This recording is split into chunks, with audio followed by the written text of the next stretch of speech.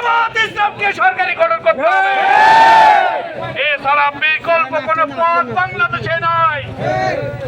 গত 56 বছর ধরে আমরা দেখেছি বাংলাদেশের জনগণ মুক্তি চেয়েছে, কিন্তু মুক্তি পায়নি।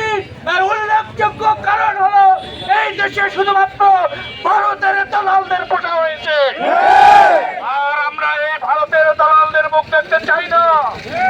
ভারতের দালালের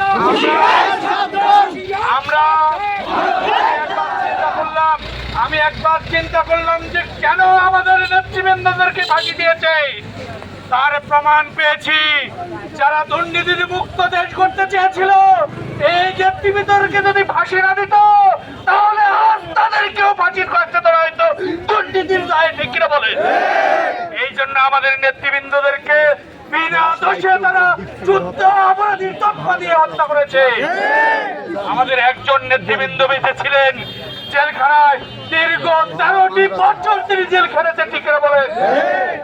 তিনি আজকে এই 4 তারিখের জনসভায়, এই 4 তারিখের জনসভায় তিনি থাকবেন। আমরা স্বতঃস্ফূর্তভাবে সেদিন জানিয়ে দিতে চাই, রংপুরের মাটি ইসলামী আন্দোলনের গাড়ি পারবো না আমরা।